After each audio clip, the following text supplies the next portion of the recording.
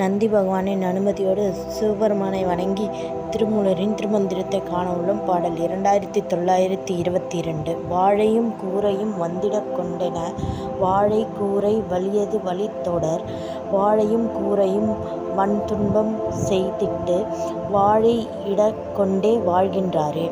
இதன் அர்த்தம் என்னவென்றால், வாழை மரம் நல்வினையை குறிக்கும், கூரை முள் செடி தீவினையை குறிக்கும். இது இரண்டும் வந்து இடம் கொண்டது, வந்து நம்மிடம் அடக்கலமானது.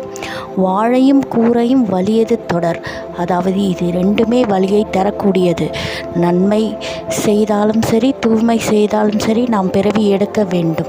வாழையும் தூரையும் வன் துன்பம் செய்திட்டு, அதாவது இதை இரண்டுமே செய்வதை நிறுத்திவிட்டு நாம் அந்த வாழை இடத்தில் இறைவனை வைத்தால் நாம் அந்த இறைவனம் சென்று அடையலாம். இதுவே இந்த பாடலின் அர்த்தமும். வாழ்க வளத்துடன்.